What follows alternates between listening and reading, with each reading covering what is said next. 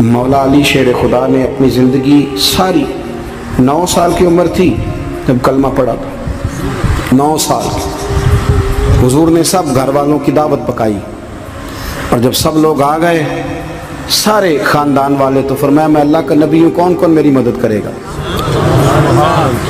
آپ کو پتہ ہے نا کہ جب مشکل وقت آتا ہے نا، یہ تو تب پتہ چلتا ہے نا ساتھ کون چلتا ہے۔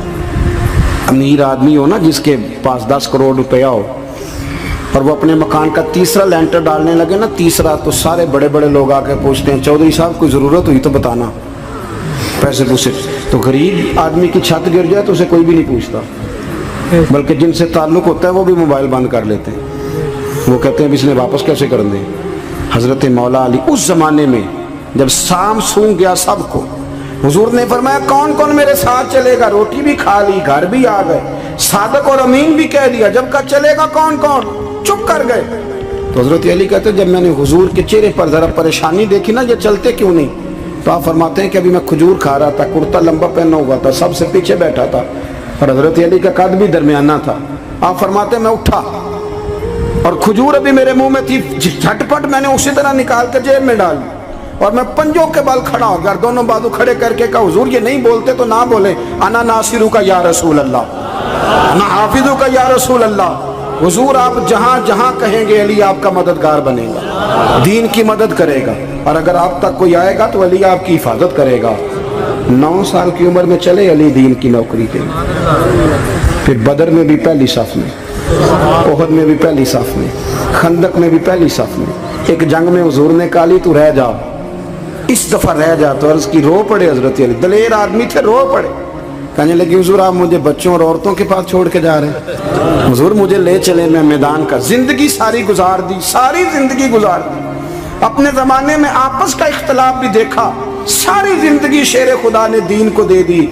کوفے کی جامع مسجد میں 21 رمضان کو جب حضرت علی کو خنجر لگا نا، تو تاریخ میں جملہ محفوظ ہے، خنجر لگا نا جب، وہ 9 سال کی عمر میں یاری لگائی، 63 سال عمر ہو گئی، جب خنجر لگا تو کہنے لگا فزت برب الکعبہ، مجھے رب کعبہ کی قسم آج کامیاب ہو گیا ہوں، پانی پرن سہیلیاں تے رنگا رنگ کڑے، اسی پریا اس دا جانیے جس دا توڑ چڑھے۔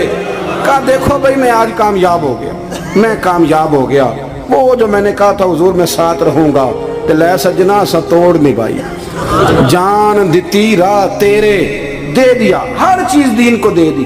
کون سی پراپرٹی چھوڑ کے گئے پیچھے، کون سا نظام بنا کے گئے؟ امام حسن بھی شہید ہوئے، پتہ ہے آپ کو؟ امام حسن کا بھی دن منانا چاہیے کہ نہیں؟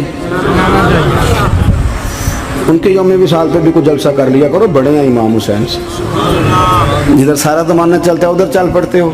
حدیث میں جہاں جہاں نام آیا نا، پہلا امام حسن کا ہے، دوسرا امام حسین کا ہے، اور امام حسین کے اپنے جملے ہیں، فرماتے ہیں میرا بھائی نہیں، میرا امام بھی ہے، میرا امام بھی ہے۔ اور آپ فرمایا کرتے تھے میں نے بڑی چیزیں اس حسن سے سیکھی ہیں، جو انہوں نے سیکھا ایک بتاؤں اس میں سے؟ کچھ لوگ تھکے ہیں آپ میں سے، حالانکہ میں تو زیادہ سفر کر کے آیا ہوں، عرض کروں جو انہوں نے سیکھا ہے؟ سنو، امام حسین خود بتاتے ہیں، فرماتے ہیں کہ اب میرے بھائی نا امام حسن اپنی ایک بیوی کو طلاق دینا چاہتے تھے، اختلاف شدید ہو گیا، بات طلاق تک آ گئی، مجھے پتہ چلا تو میں پہنچا، میں نے کہا بھائی جان کیا اختلاف ہے بھابی سے؟ سنا طلاق دینے لگے ہیں، فرمایا ہاں طلاق دے دوں گا۔ چلی گئی ہے میکے، فرمایا بتائیں غلطی کیا، کیوں دے رہے ہیں؟ تو امام حسن فرمانے لگے حسین آپ نے قرآن نہیں پڑھا؟ میں نے کہا جی پڑھا ہے، بتائیں۔ کہنے لگے اللہ فرماتا ہے ہن لباس لکم وانتم لباس لہن، مرد عورتوں کا لباس ہے، عورتیں مردوں کا لباس ہیں۔ فرمایا میری بیوی میں کوئی کمزوری ہوگی تو میں پردہ ڈالوں گا کہ دنیا کو بتاؤں گا؟ امام حسین کہتے ہیں میں نے اٹھ کے بھائی کا ہاتھ چوما، میں نے کہا آیت میں نے پہلے بھی پڑھی تھی، تفسیر آج سمجھ میں آئی ہے، تفسیر آج سمجھ میں آئی ہے، میرے بڑے بھائی نے سمجھائی ہے، سمجھ میں آئی۔ کہتے ہیں کچھ دنوں کے بعد امام حسن نے بیوی کو طلاق دے دی، میں پھر آیا اور میں نے کہا میرے شانوں والے بھائی آپ بھی بتا دیں کیا مسئلہ تھا؟ تو کہتے میرا ماتھا چوما میرے بڑے بھائی نے، اور کہنے لگے حسین چھوڑ، وہ غیر محرم بیوی ہے، میں کسی غیر کی باتیں تیرے ساتھ کیا کروں؟ طلاق دے دی، غیر محرم ہو گئی، اب اس کا ذکر کیا چھیڑنا؟ کہتا ہے میں سمجھ گیا کہ میرا بھائی قرآن کی اس روح کو جانتا ہے جو حسین تک بھی پہنچ رہی ہے۔ بھائیو، امام حسن رضی اللہ تعالیٰ عنہ، آپ کو پتہ ہے یہ کائنات کا وہ عظیم شخص ہے، حسن ابن علی، وہ عظیم ہستی ہے جس نے تاج چھوڑ دیا، تخت چھوڑ دیا، پر نبی پاک کی امت کو جوڑ دیا۔ نبی کریم نے ان کو اپنے ساتھ بٹھا کے کہا تھا، صحیح بخاری میں موجود ہے، کہا یہ میرا بیٹا حسن سید ہے، یا مسلمانوں کی دو جماعتیں لڑیں گی تو یہ صلح کرائے گا۔ حضرت امام حسن نے تخت چھوڑا، تاج چھوڑا، لیکن مسلمانوں کو آپس میں اتنی بڑی قربانی، اتنی بڑی قربانی۔ یہاں تو بھائی چھوٹا سا مسئلہ ہوتا ہے، مسجد میں اچھے بھلے امام صاحب نماز پڑھا رہے ہوتے ہیں، بچے پڑھ رہے ہوتے ہیں، اور مسجد میں تو تقریباً 15-20 چودھری اتوار مسجد میں ہوتے ہیں۔ تو پنڈ تو نہیں ہیں جی؟ چلو اللہ کا شکر ہے جی، اتنے نہیں تھوڑے نے، چلو اللہ کرے وہ بھی نال ہی رل جان، درویشی چنگی چدرا دا کی کرنا ہے۔ تو ویسے میں نے دیکھا ہے تھوڑی سی جو کسی شہر کی بڑی مسجد ہوتی ہے اس میں 15-20 چودھری ہوتے ہیں، اور مولوی صاحب کی مجبوری ہے سب کی مان کے چلنا، دو کی نہ مانے قاری صاحب، دو کی۔ اب وہ یہ نہیں دیکھیں گے کہ دین کا نقصان ہو رہا ہے، مسجد کا مسئلہ ہے، بچوں کا مسئلہ ہے، ان کو تو ذات کا مسئلہ ہے، میری نہیں مانی لیا چھٹی۔ وہ خدا کے بندو، ہم 2 منٹ کے لیے چدراہٹ نہیں چھوڑتے، دین کا نقصان کر دیتے ہیں۔ امام حسن نے پوری حکومت چھوڑ دی، پوری حکومت۔ اتنا بڑا سخی کم آپ کو ملے گا جو سخاوت کرے اور نبی کی امت کو بچائے صلی اللہ ہو۔ یہ بات بیان نہیں ہوتی، اکثر نہیں ہوتی، شاید پورے کربلا میں آپ نے نہ سنی ہو، اللہ ماشاءاللہ۔ اس کو سمجھے امام حسن۔ اور پھر مزے کی بات، امام حسن بھی شہید ہوئے، انہیں زہر دیا گیا، اور جب وہ شدید بیمار ہو گئے نا، زہر اثر کر گیا، تو امام حسین آئے، بڑے پریشان ہوئے، رو پڑے، کہنے لگے بھائی مجھے بتاؤ کس نے زہر دیا؟ تو امام حسن کہنے لگے حسین مجھے شک ہے ایک شخص پر، لیکن شک ہے بھائی، اگر صرف شک ہے تو میں کسی بے گناہ کو بدنام کیسے کر دوں، تمہیں کیسے نام بتا دوں؟ یہ نامعلوم پرچے کراتے نہیں ہم روز ہی نامعلوم پرچے، جس پہ دشمنی ہے اس کا نام لکھا دو، ختم ہو گئی بات۔ امام حسن کی تربیت دیکھو، فرمانے لگے جس پر مجھے شک ہے اس کا نام بتا دوں، تو اگر وہ نہیں تو بے گناہ کا ذکر کیسے کر دوں؟ تو امام حسین فرمانے لگے بھائی جان اگر وہی ہوا تو آپ فرمانے لگے اگر وہی ہوا نا تو حسین پھر بھی تو چھوڑ دے، میں نے رب کے سپرد کر دیا، اللہ بہترین انتقام لینے والا ہے۔ اللہ اتنا بڑا حوصلہ سیدہ کے بیٹے کا، شیر کے بیٹے کا، شیروں جیسا کلیجہ، اتنا دل دریا سمندروں ڈونگے، کون دلان دیاں جانے۔ او بھائی تھوڑا حوصلہ کر، جتن تے ہر کوئی کھیڈے، تو ہارن کھیڈ فقیرہ، اور جتن دا مل کوڈی پیندی ہارن دا مل ہیرا۔ او کہیں بیک بھی تو ہو نا، کہیں تو درگزر بھی تو کرنا، کہ ہر جگہ چھا کے رہنا ہے، ہر جگہ چھا کے رہنا ہے۔ میرے ایک سنگی ہیں، آپ کو پتہ یہ جو سٹیج پہ بیٹھنے والے لوگ ہوتے ہیں نا، یہاں تو اچھے لوگ بیٹھے ہیں، میری طرح کے جو لوگ، جو سٹیج پہ بیٹھنے کا عادی ہو جاتا ہے وہ نیچے بیچارہ بیٹھ بھی نہیں سکتا، یہ مسئلہ ہو جاتا ہے۔ میں اکثر کہتا ہوں کہ کبھی نیچے بیٹھ کے تو دیکھو کیا فرض ہوتا ہے۔ اگر کسی بندے کی کوئی شان ہے تو وہ جو سب سے پیچھے بیٹھا ہے اس کی شان ویسی کی ویسی ہے، کوئی کمی آ جائے گی؟ کچھ بھی نہیں۔ مجھے ذاتی طور پر دیانتداری سے کہتا ہوں، مسجد میں بیٹھا ہوں، جب میرے آنے پہ لوگ نعرے لگاتے ہیں مجھے تکلیف ہوتی ہے۔ میں کہتا ہوں یار نبی پاک کی نعت چل رہی تھی، اس کا ادب زیادہ ہے یا اجمل قادری کا ادب زیادہ ہے؟ چھوڑیں آپ، جو آیا ہے وہ بیٹھ جائے گا، ختم ہو گئی بات۔ اور ویسے بھی جو لوگ جلسوں کے لیے محنت کرتے ہیں نا، بیچارے اشتہار لگاتے ہیں، مسجد کی صفائی کرتے ہیں، جو لنگر پکاتے ہیں، وہ تو اسٹیج پہ آتے ہی نہیں، حالانکہ زیادہ ثواب تو ان کو ملتا ہے، وہ تو پیچھے چھپے ہوتے ہیں۔ میں کئی دفعہ مجھے پتہ چل جائے نا اس کارکن نے زیادہ کام کیا اس جلسے کے لیے، تو میں اس کے کان میں کہتا ہوں میرے لیے بھی دعا کری، اس لیے کہ تو نے محنت کی ہے، تیرا اجر اور ہے۔ ہم تو شان سے آئے بیٹھے اور چھٹی کر گئے۔ بھائی تھوڑا پیچھے بھی دیکھے، نبی کریم کے پورے خاندان کی قربانیاں، پورے خاندان۔ دوپہر کو کھانا نہ پکا ہو تو ہمارے بچے موبائل توڑ دیتے ہیں، اور شام کو مرضی کا نہ پکا ہو تو واک آؤٹ کر جاتے ہیں، کہتے ہیں لے آؤ پیسے پھر برگر لے آئیے، میری مرضی کا نہیں پکا۔ سیدہ فرماتی ہیں میرے گھر میں مہینہ چولہا نہیں جلا، مہینہ چولہا۔ 3 روزے رکھے سیدہ فاطمہ نے، مولا علی نے، امام حسن نے، امام حسین نے، اور تینوں دن افطار کے وقت فقیر مانگنے آ گیا تو کھانا وہاں دے دیا۔ آپ کا کیا خیال ہے جو بے صبرا آدمی ہو وہ کربلا میں جا کے لڑے گا؟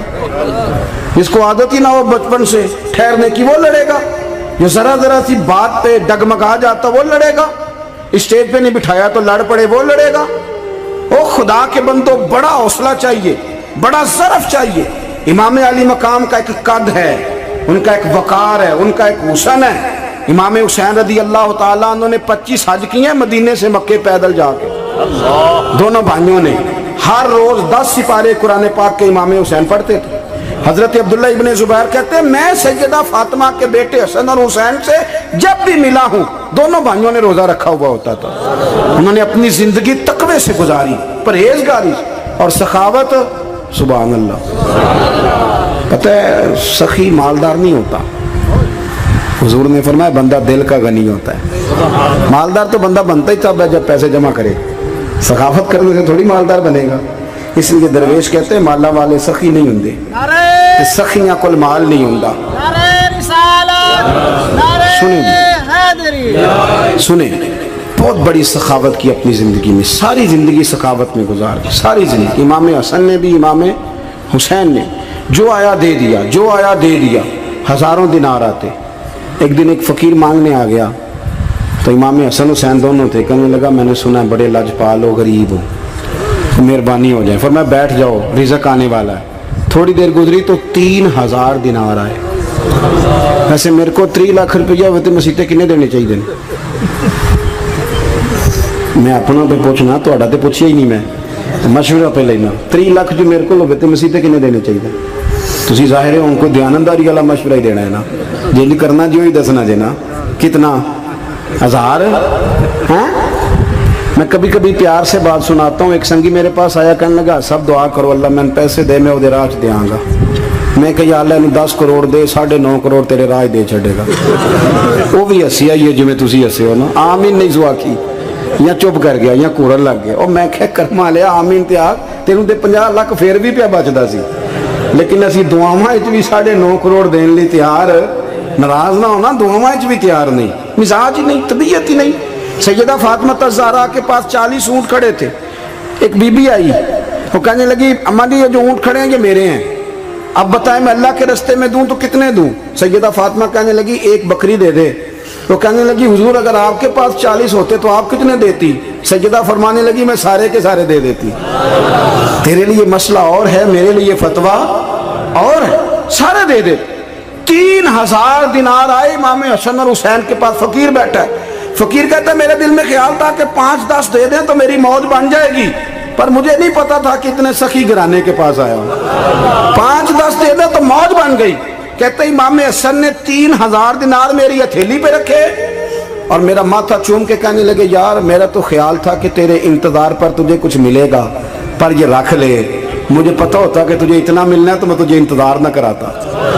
جلدی دے، خود بھیک دے، خود ہی کہے منگتے کا بھلا ہو۔ اپنی زندگی نفاست سے گزاری اہل بیت، قربانی دے کے گزاری۔ حضرت امام حسین رضی اللہ تعالیٰ عنہ یہ حضور کی اولاد پاک ہیں۔ پیروں کو نہ تھوڑی مٹی لگ گئی، عمر جوانی کی تھی، داڑھی مبارک ساری سیاہ تھی، کالی تھی۔ حضرت ابو ہریرہ ان سے سالوں بڑے تھے، امیر المومنین فی الحدیث۔ حضرت ابو ہریرہ نے دیکھا کہ امام حسین کے مقدس قدموں کو مٹی لگ گئی۔ کسی سے بھی کہا جا سکتا تھا ذرا امام صاحب کی توجہ کرانا، یہ ذرا مٹی اتار دینا، لیکن حضرت ابو ہریرہ جھٹ سے اٹھے، اپنی پگڑی کھولی، اس کا پلو لیا اور حضرت امام حسین کے پیروں سے مٹی صاف کرنی شروع کر دی۔ کیوں کہ اہل فضل ہی کسی کی فضیلت کو جان سکتا، عزت والا ہی کسی کو عزت دیتا ہے، جس کے پاس وقار ہو۔ او میرے سنگیوں، لوگوں کی باتوں میں نہ آنا، یہ تمہیں الجھا دیں گے، یہ تمہیں تفریق میں ڈال دیں گے، یہ انتشار برپا کریں گے۔ یہ وہ حسین جماعت ہے جو حضور کے سامنے بیٹھا کرتی تھی۔ ان سے پیار کرنا، ان سے محبت کرنا۔ آپ کبھی ترمذی کی ایک حدیث پڑھیں تو مر جانے کو جی کرتا ہے۔ حضور نے فرمایا تھا میرے صحابہ کے بارے میں اللہ سے ڈرنا، میرے بعد انہیں اپنی زبانوں کا نشانہ نہ بنانا۔ کاش کوئی ان جملوں کا درد سمجھ سکے۔ فرمایا رب سے ڈرنا، اور کریم فرمانے لگے جس نے ان سے محبت کی میری محبت کی وجہ سے محبت کی، اور جس نے ان سے عداوت رکھی میری وجہ سے رکھی۔ کبھی بھی کسی میں، اور جو حضور کی اولاد ہے، صحابہ کرام نے ایک جگہ کچھ نذرانہ جمع کیا اور جمع کر کے کہا کہ حضور کی بارگاہ میں پیش کرنا ہے، اخراجات بہت زیادہ ہیں اور ظاہری وسائل اس ترتیب سے نہیں ہیں، یہ نذرانہ ہر مہینے پیش کرنا ہے۔ جب وہ لے کے حضور کی بارگاہ میں گئے نا تو اللہ نے قرآن نازل کر دیا، فرمایا محبوب ان سے کہہ دو لا اسألکم علیہ اجرا، میں تبلیغ دین پر تم سے کوئی اجر نہیں مانگتا، الا المودۃ فی القربى، بس میرے قریبیوں سے پیار کرتے رہنا، میرے قریبیوں سے محبت کرنا، پیار کرنا قریبیوں سے۔ یہ علی المرتضیٰ ہیں، یہ فاطمہ ہیں، یہ ان کا خاندان ہے، یہ ختیجہ ہیں، یہ عائشہ ہیں، یہ میمونہ ہیں، یہ حفصہ ہیں، ان سے پیار کرنا، میرے قریبیوں سے محبت کرنا۔ ہمارے دلوں میں حضور کی اولاد کا پیار ہونا چاہیے، طبیعتوں میں احترام ہونا چاہیے، ہمارا مزاج، ہمارا دل ان کے لیے دھڑکنا چاہیے، ہمارے لہجے، ہمارے انداز ہمیشہ ان کے حق میں نرم ہونے چاہیے۔ میں کہہ چکا ہوں سید کا صرف عقیدہ ٹھیک ہونا شرط ہے، باقی آپ تحقیق اور تفتیش میں نہ پڑیں، وہ جانے رب جانے۔ آپ کوشش فرمائیں ہماری اولادیں، ہم خود اور اہل فضل کا ادب کبھی نہ چھوڑیں۔ دوسری بات آپ سے یہ عرض کرنی ہے، اس کو اچھی طرح سمجھ لیں کہ قومیں اپنے اسلاف سے بڑی ہوتی ہیں ہمیشہ، بڑا ہم ہوتا ہی وہ ہے جس کا کوئی بڑا ہوتا ہے، جس کا کوئی بڑا نہیں ہوتا وہ کبھی بھی بڑا۔ یہ کچھ عرصے سے ٹرینڈ چلا ہے، اگرچہ یہ درست نہیں ہے۔ آپ کسی سنار کی دکان پہ جائیں تو اس نے اپنے پیچھے نا اپنے والد صاحب کی اور دادا کی فوٹو لگائی ہوتی ہے، حکیم کی دکان پہ چلے جائیں، کپڑے والی دکان پہ چلے جائیں تو اس نے پیچھے اپنے دادا کی، والد کی فوٹو لگائی ہوتی ہے۔ اگرچہ یہ درست نہیں، تصویریں نہیں لگانی چاہیے، تصویریں ان کے کیا پیروں کی بھی نہیں لگانی چاہیے۔ جہاں تصویر ہوتی ہے وہاں نماز کیسے پڑھی جائے گی؟ فرشتہ رحمت کا نہیں آئے گا۔ یہ تو اب ایک ضرورت بن گئی، تو اب ضرورت کیا، اب تو خیر نفسیاتی مسئلہ بن گیا ہمارا، یہ نفسیاتی مسئلہ ہے، یعنی سلام بعد میں فوٹو پہلے، یعنی سیانے سیانے لوگ، اور یہ ہمیں ایسے کھیل تماشے میں لگایا گیا ہے کہ میں ڈھیر سارے لوگوں پر غور کرتا ہوں، پھر ان کے لیے دعا کرتا ہوں کہ یا اللہ ان کی مدد فرما۔ یعنی اس طرح کی حالت ہے کہ وہ زندہ ہی موبائل کے اندر ہیں، ہر چیز ہی۔ مجھ سے ایک دفعہ ایک صاحب نے پوچھا مولوی آج کل بڑے لڑ رہے ہیں، میں نے کہا وہ 4-5 ہے جن کو آپ ٹی وی موبائل پہ دیکھتے ہیں، آپ میرے ساتھ آئیں، میں آپ کو 20 اور سینکڑوں شیخ الحدیث بتاتا ہوں جو سکون سے بیٹھ کر رسول اللہ کا دین پڑھا رہے ہیں۔ تو آپ مسئلہ صرف یہ ہے کہ ہم نے کل زندگی وہ سمجھ لی ہے جو موبائل کے اندر ہے۔ بہرحال وہ تصویر لگائی ہوتی ہے سنار نے بھی اور حکیم نے بھی اور ڈاکٹر نے بھی اور بہت سارے لوگوں نے کہ جناب اب یہ جو تصویر لگاتے ہیں تو اس کے پیچھے پوری حکمت ہوتی ہے۔ آپ ان سے پوچھتے ہیں یہ فوٹو کیوں لگائی ہے تو وہ کہتے ہیں ہم یہ بتانا چاہتے ہیں کہ یہ کام آج نہیں ہم نے شروع کیا، ہمارا شجرہ پرانا ہے، ہمارے باپ دادا سارے یہی کام کرتے تھے، ہمارا خاندانی ورثہ ہے۔ وہ ثابت یہ کرنا چاہتے ہیں کہ ہم پیچھے سے ہمارا ایک سلسلہ آ رہا ہے۔ ساری دنیا اپنے اکابرین کو، اسلاف کو، بڑوں کو ان کے زور پر بڑا ہونا چاہتی ہے۔ یہاں کچھ لوگ ایسے آئے ہیں جن کے نزدیک معاذ اللہ صحابہ ہی ٹھیک نہیں تھے، اہل بیت ہی ٹھیک نہیں تھے۔ آپ اپنی سند کیسے مضبوط کریں گے؟ اگر وہ اولین جو حضور کے سامنے بیٹھتے تھے وہی ٹھیک نہیں تھے تو پھر ان سے ہو کے جو دین آگے آیا اس کو تم کیسے ٹھیک مانو؟ ساری چیزوں کو مشکوک کرنا چاہتے ہیں۔ ہمارے بزرگوں نے، امام بخاری نے، امام مسلم نے محنت کر کے حدیثیں تلاش کی، اصول بیان کیے کہ یہ حدیث صحیح ہے، متواتر ہے، حسن ہے، ضعیف ہے، کیا ہے، اس کے اصول اور قاعدے بیان کیے۔ اور جب انہوں نے خود پوری تحقیق کی، آپ تھوڑی سی، آپ مشکل بات نہیں کر رہا، تھوڑی سی آپ غور کریں گے، انہوں نے سینکڑوں میل کا سفر کیا، گھوڑوں پہ، پیدل، اونٹوں پہ، ریسرچ کر کے بتایا کہ یہ حدیث بالکل درست ہے، اپنی سند کے اعتبار سے، متن کے اعتبار سے یہ متواتر درجے کی ہے۔ انہوں نے پوری ریسرچ کی۔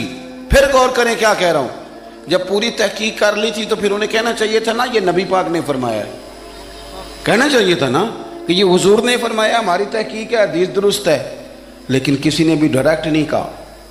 انہوں نے جب بھی کہا کہنے لگے حضرت عبداللہ ابن عمر فرماتے ہیں کہ حضور نے یوں فرمایا۔ حضرت انس بن مالک فرماتے ہیں کہ حضور نے یوں فرمایا. حضرت جناب سیدہ عائشہ صدیقہ فرماتی ہیں یوں حضور نے فرمایا. حضرت ابو ہریرہ فرماتے ہیں یوں حضور نے فرمایا. انہوں نے نا پہلے اس صحابی کا نام لیا جنہوں نے وہ بات اپنے سینے میں محفوظ کی.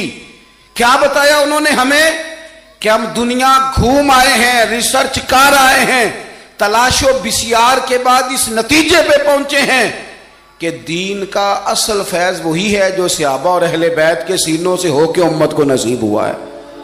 اصل فیضان وہ ہے جو وہاں سے ہو کے آیا. تو ایک بات تو یہ کہ اہل فضل کی عظمت, اور دوسری بات کہ اپنے اکابرین کے ساتھ جوڑ کے رہنا, اور تیسری بات حضرت سیدنا امام حسین, حضرت امام حسن رضی اللہ تعالی عنہما, ان دو شہزادوں سے نا نبی پاک صلی اللہ علیہ وسلم نے جو محبت فرمائی ہے نا وہ بھی بڑی قابل دید ہے. حضور نے جو ان سے پیار کیا ہے. کچھ لوگ ایسے ہوتے ہیں کہ جن سے انسان جب پیار کرتا ہے, محبت کرتا ہے, تو وہ بات نا دور دور نکل جاتی ہے, بات پھیل جاتی ہے. ان کے ساتھ نا میرے نبی پاک کا خصوصی لگاؤ ہے. اس کا مطلب یہ نہیں کہ ہر نانا ہی اپنے نواسے سے پیار کرتا ہے, یہ معنی نہیں. رسول پاک علیہ السلام جو کام بھی کرتے ہیں اللہ کی وحی کے ساتھ کرتے ہیں. حضور کا ہر کام وحی خدا ہے, اپنی مرضی سے حضور کوئی کام نہیں کرتے. تو نبی پاک نے جو بھی کیا ہے وہ امت کے لیے نمونہ ہے. حسنین کریمین سے جو حضور کا پیار ہے, جو نبی پاک علیہ السلام کی ان کے ساتھ والہانہ محبت ہے. اعلیٰ حضرت بریلوی نے حدیث لکھی ہے, راوی حضرت عثمان غنی ہے رضی اللہ تعالیٰ عنہ. حضور سید عالم صلی اللہ تعالیٰ علیہ وآلہ وسلم نے نا گھر میں پیغام بھیجا, فرمایا فاطمہ سے کہو ذرا حسن حسین کو تو بھیجے. یہ سارا دن ہی حضور کے پاس رہتے ہیں, سارا دن ہی, لیکن وہ جو والہانہ پن ہے, جو محبت ہے, جو ان کے ساتھ محبوب کا خاص لگاؤ ہے. سیدہ سے کہو ذرا شہزادوں کو بھیجے, تھوڑی سی دیر ہو گئی آنے میں.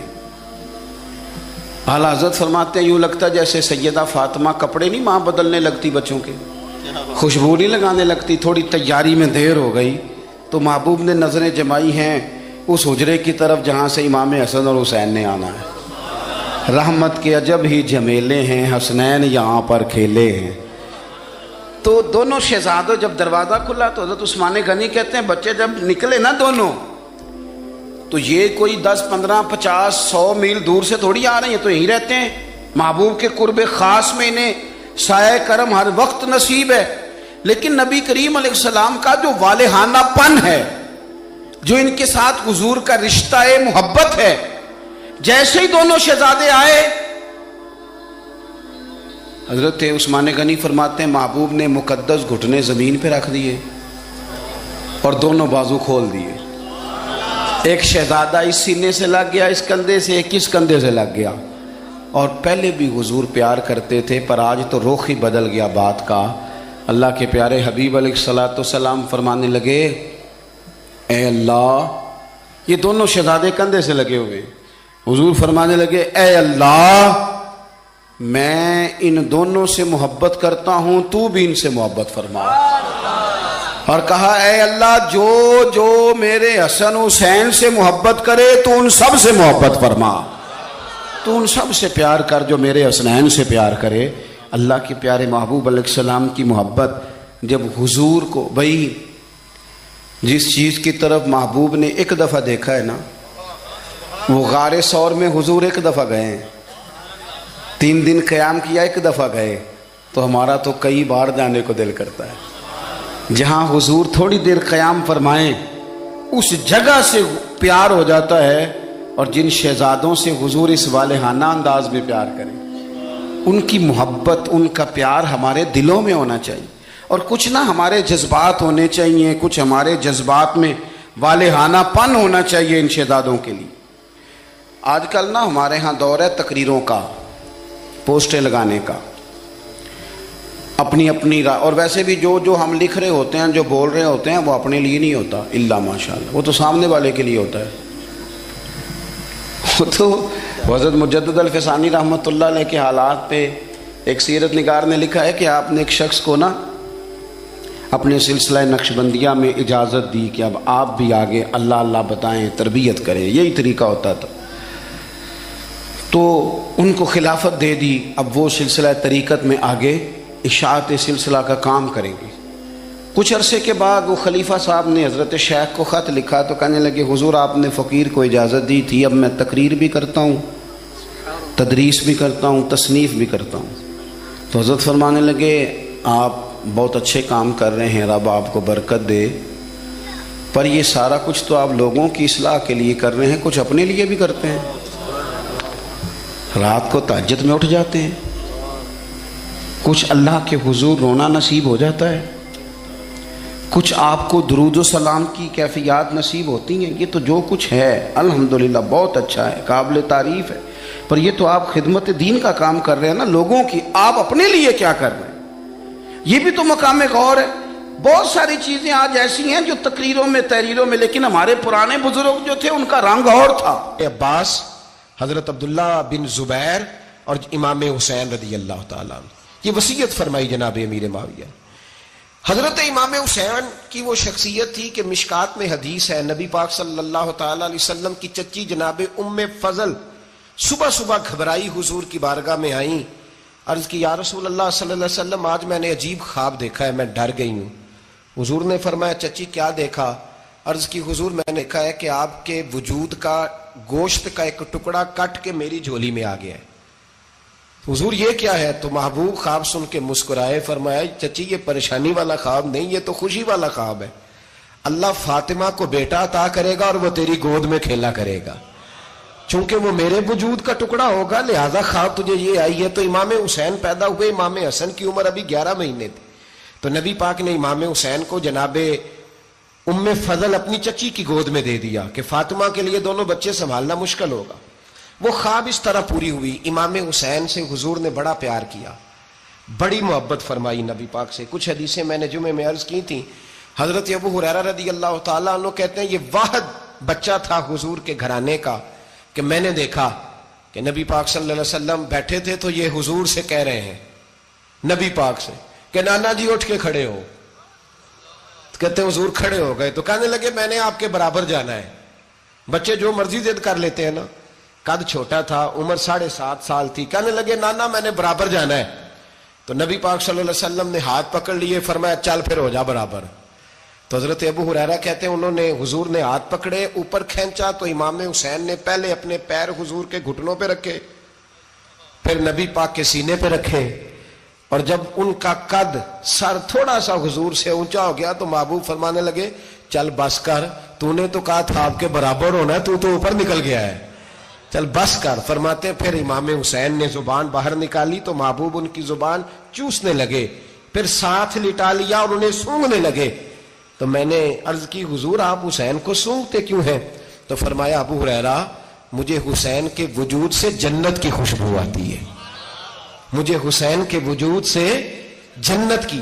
ایک دن حضور گزر رہے تھے، اصل اس طرح تھا کہ یہ نبی پاک کا حجرہ تھا، جن لوگوں کو اللہ نے مدینے کی زیارت کرائی ہے وہ جان سکتے ہیں، نبی پاک کا حجرہ تھا، تو حضور کے حجرے کی اس جانب یعنی مسجد کی جو بالکل سیدھ ہے اس کی بیک میں سیدہ فاطمہ رہتی، تو حضور اکثر نہ نماز کے لیے جب نکلتے تو حضرت فاطمہ کے حجرے کے پاس سے ہو کر دوبارہ محراب میں جاتے، محبوب حجرے کے پاس سے گزرے تو امام حسین رو رہے تھے، تو حضرت فاطمہ نے کسی بات میں جھڑک دیا تو امام حسین رونے لگے، تو نبی پاک نماز کے لیے گئے تو واپس لوٹ آئے اور واپس تشریف لا کے کہا فاطمہ حسین کو کیا ہوا؟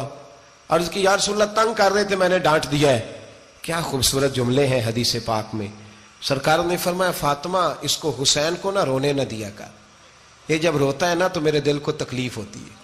تو بی بی صاحبہ کہتی ہیں یہ حکم آیا نبی پاک کا میرے نام، پھر میں نے ڈانٹنا چھوڑ دیا۔ یہ ان کے فضائل تھے کم، ان کی تربیت خود نبی پاک نے فرمائی، خود ڈیوٹی۔ میں کسی منطق کا میں اب تو اللہ تعالیٰ معاف کرے، پہلے ہم لوگوں کو کہتے تھے فلانی مجلس میں نہ جانا فلانی، اب تو مصیبت بن گئی ہے، جانے کی ضرورت نہیں، ہر شے موبائل میں آ گئی۔ مجھے بھیجتے ہیں کہتے ہیں حضرت صاحب یہ ذرا سننا، یہ ذرا سننا، کل کراچی سے کچھ مہمان آ گئے تو اب بچوں نے وہ کلپ سنبھال کے یہ مولوی دیکھو کیا کہتا ہے، اب آیتیں پڑھی جا رہی ہیں قرآن پاک کی، اتنا ٹکڑا یہاں سے لیتے ہیں، اتنا ٹکڑا یہاں سے لیتے ہیں، اور ملا کے پتہ نہیں کون سا مکسچر بنا رہے ہیں. کسی آیت کا ترجمہ نہیں، کوئی واضح حدیث نہیں. ایسے ہوا ہوگا، پھر اس کو اس سے جوڑ لیں تو کیا بنتا ہے، اتنی جمع کر لیں. یہ کون سا دین ہے جو توڑ مروڑ کے بیان کر رہے؟ کون سا مذہب ہے؟ دین تو واضح کھلی کتاب ہے. اب ہمارا یہ شوق ہے، ہم ہر تماشا دیکھنا چاہتے ہیں. ہم اپنے لوگوں کی قدر نہیں کرتے اور بڑی بڑی دور جا کے ہم غلط معاملات میں جاتے ہیں، پھر ذہن ہمارے شکوک کا شکار ہوتے ہیں. ہمیں سمجھنا چاہیے کوئی ایسی کسی دلیل کی ضرورت نہیں ہے. جب ان کے واضح چیزیں ان کی کتابیں میں موجود ہے، حدیث میں موجود ہے، قرآن مجید میں ان کے فضائل کھل کے موجود ہے، تو دور جانے کی کیا ضرورت؟ حضور ان کی ٹریننگ کراتے تھے. پہلی بات تو یہ ہے کہ نبی پاک نے دعا مانگی تھی، یا اللہ میرے گھر والوں کو زیادہ روزی نہ دینا، انہیں ایک وقت روٹی دینا، ایک وقت کی بھوک دینا. یہ جو 10 دن کربلا میں انہیں ٹینشن نہیں نہ ہوئی، انہیں عادت تھی فاقہ کرنے کی، انہیں 3 دن وصلی روزے رکھنے کی عادت تھی. پہلی بات. دوسرا یہ کہ جہاد کی تربیت حضور خود کراتے تھے. حضرت فاطمہ زہرا کہتی میں پردے کے پیچھے دیکھ رہی تھی، نبی پاک نے امام حسن اور حسین سے فرمایا چلو میرے سامنے کشتی لڑو. تو دونوں حضرات آپس میں جب کشتی لڑنے لگے تو نبی پاک نا امام حسن کو کہتے ہیں حسن حسین کو ٹانگوں سے پکڑو، حسن حسین کو پیچھے سے پکڑو. جب نبی پاک بار بار امام حسن کو بتا رہے تھے تو سیدہ پیچھے سے بول پڑی، کہنے لگی یا رسول اللہ آپ چھوٹے کو بتائے، آپ بڑے کو بتا رہے. بڑا تو پہلے 11 مہینے بڑا ہے، تو آپ چھوٹے کو بتائے بڑے کو بتا رہے. تو فرمایا فاطمہ تو چپ کرنا، جو میں دیکھ رہا ہوں تو نہیں نہ دیکھ رہی. ایک کو میں بتا رہا ہوں، دوسرے کو جبریل امین بتا رہے ہیں. تو یہ حضور نے اپنے سامنے ان کی تربیت کی، ٹریننگ. ہوا یہ کہ یزید جب امیر بنا نا، 2-3 چیزیں ہوتی ہیں جب کسی بندے کو قابو کرنا ہوتا ہے، 2-3-4-5 چیزیں ایسی ہوتی ہیں جس سے بندہ قابو آتا ہے. تو اس نے بھی فوری طور پہ یزید نے دیکھا میرے لیے مسئلہ کیا بن سکتا ہے. ولید بن عتبہ اس وقت مدینے کا گورنر تھا. یزید نے اس کو خط لکھا کہ امیر عرب کا رواج آج بھی ہے کہ جب تک نئے خلیفہ کی بیعت نہیں ہو جاتی پرانے کے انتقال کی خبر ہی نہیں دیتے، اس کو رکھے رکھتے ہیں. یہ ان کا طریقہ ہے. وہ کہتے ہیں کہ ولی عہد اچھی طرح قبضہ کر لے پھر بتائیں گے. حضرت امیر معاویہ کا وصال ہو گیا، بتایا نہیں. یزید نے اب کیا کیا، کیونکہ بڑا چلاک آدمی تھا، بڑا شاطر تھا، بڑا تیز تھا، اس نے ولید کو خط لکھا. کہنے لگا کہ فوری طور پہ عبداللہ ابن عباس کو بلاؤ اور اسے کہو میری بیعت کریں. یہ جو بیعت ہوتی تھی نا، یہ بھی سن لے کیا ہوتی تھی. یہ بیعت حلف ہوتا تھا کہ میں اللہ رسول کے نام پہ حلف دیتا ہوں کہ میں یزید کی اطاعت کروں گا، میں اس کے خلاف کوئی بغاوت نہیں کروں گا. کوئی یہ بیعت لوگ سمجھتے ہیں کہ بس ہاتھ پکڑنے کا نام بیعت تھا. اس بیعت کا متبادل جمہوری ملکوں کے اندر ووٹ آیا ہے.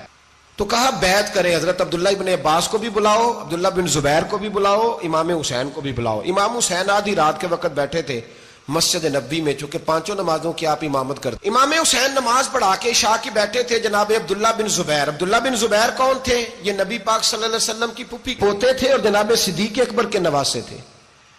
حضرت عبداللہ بن زبیر اور جناب زبیر بن عوام 10 مبشرہ صحابی ہیں، ان کے بیٹے تھے. بہت زیرک آدمی تھے. یہ بھی امام حسین کے پاس بیٹھے تھے. عبداللہ ابن عباس بھی تھے جو حضور کے چچا کے بیٹے ہیں، اس امت کے پہلے مفسر ہیں قرآن پاک. یہ لوگ بیٹھے تھے. تو ولید نے ایک بندہ بھیجا، اس نے آ کے کہا جناب آپ کو گورنر صاحب نے بلایا ہے. تو عبداللہ بن زبیر کہنے لگے حسین اس وقت بلانے کی بات سمجھ میں نہیں آئی. تو امام حسین بڑے بصیرت والے تھے، اللہ نے بصیرت دی تھی. کہنے لگے عبداللہ آپ کو سمجھ نہیں آئی، مجھے سمجھ آ گئی ہے، امیر معاویہ وصال کر گئے اور یہ ہمیں جو بلایا گیا ہے نا، یہ یزید کی بیعت کے لیے بلایا گیا ہے. تو کہا پھر آپ آدھی رات کو نہ جائیں، آپ کے لیے خطرہ ہوگا. تو امام حسین فرمانے لگے خطرہ حسین کو نہیں ہوتا. نہیں. کہا پھر بھی آپ مہربانی کریں ذرا احتیاط سے جائیں.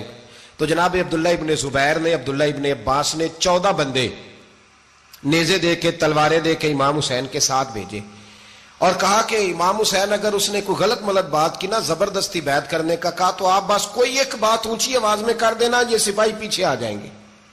امام حسین ان 14 بندوں کو لے کے گورنر ہاؤس پہنچ گئے. جب آپ وہاں پہنچے اس نے بتایا، اس نے کہا جی حضرت امیر معاویہ انتقال کر گئے اور آپ نے یزید کی بیعت کرنی ہے. تو امام حسین فرمانے لگے میں چھپ کے بیعت نہیں کروں گا. مجمع لگاؤ، جمعے والے دن اعلان کرو. جو طریقہ ہے حضرت ابو بکر صدیق کا، جو طریقہ ہے حضرت عمر فاروق کا، جو انداز حضرت عثمان غنی کا ہے، جو مولا علی کا ہے، سر عام اعلان کرو. اگر ساری دنیا یزید کی بیعت کرے گی تو میں بھی تیار ہوں. تم مجھ سے بیعت لے کے پھر لوگوں کو بتانا چاہتے ہو کہ حسین بیعت کر رہے ہیں تو تم کیوں نہیں کر رہے؟ میں عام آدمی نہیں ہوں لہذا چھپ کے بیعت نہیں کرتا. جب یہ بات کی نا تو ولید بڑا نرم دل تھا اور امام حسین کی شان کو جانتا تھا. وہ جانتا تھا یہ نبی پاک کا خاندان ہے. اس نے کہا جی مجھے تو حکم تھا، باقی آپ حضور کے نواز ہیں، میں کر کچھ. وہاں ایک بڑا بدبخت شخص بیٹھا تھا، عبد الملک بن مروان. وہ ولید سے کہنے لگا کہ اگر حسین آج تمہارے ہاتھ سے نکل گئے تو تمہارے لیے بہت بڑا مسئلہ کھڑا ہو جائے، انہیں جانے نہ دینا، یا بیعت کراؤ یا ان سے کہو جنگ کے لیے تیار ہو. تو حسین رضی اللہ تعالیٰ عنہ کے کانوں میں آواز گئی تو فرمانے لگے ابن مرجانہ، اگر تیرے اندر جرت ہے تو آ سامنے حسین کے، اس کے کانوں میں باتیں نہ کر، کانا پھوسی نہ کر، باہر آ میدان میں، شرارت نہ کر، باہر آ، میں تمہیں ابھی بتاتا ہوں کہ حسین سے مقابلہ کرنے کا انجام کیا ہے.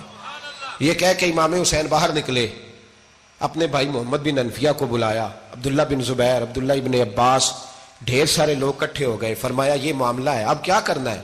تو وہ کہنے لگے حضور وقت ابھی مناسب نہیں ہے، آپ اس طرح کریں یہاں رکے، ہم مکے سے، عراق سے، کوفے سے لوگوں کو بلاتے ہیں، یہاں ایک بڑی مجلس مشاورت قائم کرتے ہیں. امام حسین فرمانے لگے اگر تم مشاورت قائم کرو گے تو ولید اور عبد الملک بن مروان وہ تو جنگ کرنے کو تیار ہے، اور نبی پاک نے فرمایا ایک مینڈا ہوگا جس کی وجہ سے مدینے کی گلیوں میں لہو بہے گا.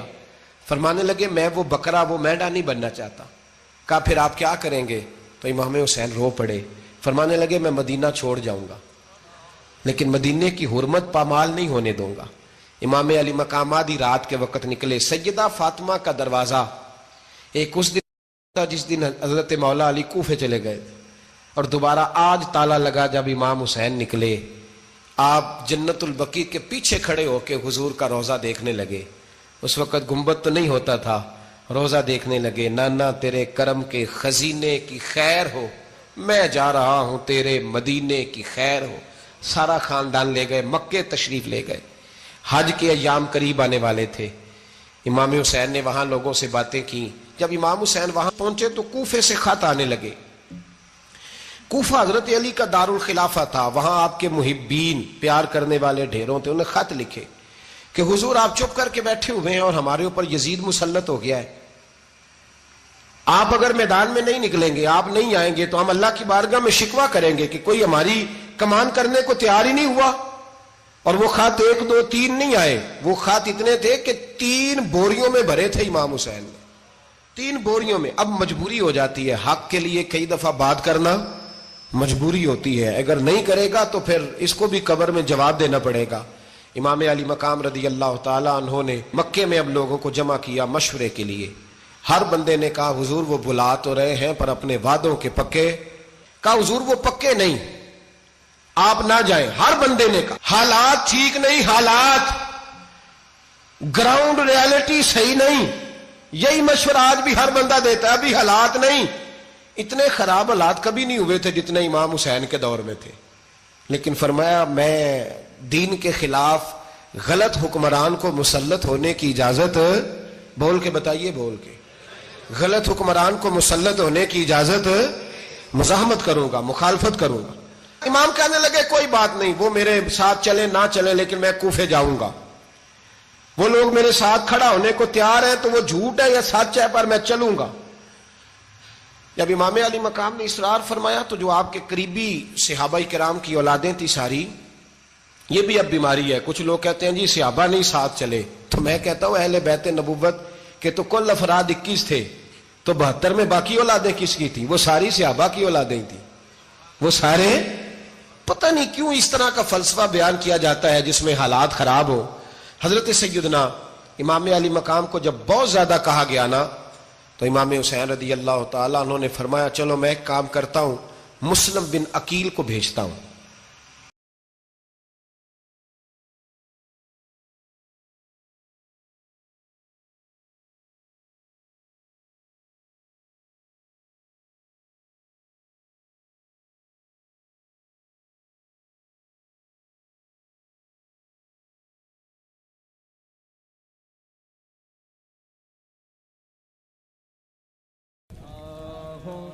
صل على سيدنا ومولانا محمد. اللهم صل على سیدنا و مولانا محمد. اللہ کے شیر حیدر کرار پر درود. اللہ کے شیر حیدر کرار پر درود. اللہ کے شیر حیدر کرار پر درود. حضرت حسن حسین کے کردار پر درود. اللہم صلی علی سیدنا و مولانا محمد وعلی سیدنا علی و سیدتنا فاطمہ و سیدتنا زینب و سیدنا حسن و سیدنا حسین وعلی آلہ و صحبہ و بارک وسلم. زینب کی بارگاہ میں زینب کی بارگاہ میں زینب کی بارگاہ میں زینب کی بارگاہ میں سلام نیاز ہے. زینب کی بارگاہ میں سلام نیاز ہے. جو مرتضیٰ کی لاڈلی زہرا کا ناز ہے. اللہم صلی علی سیدنا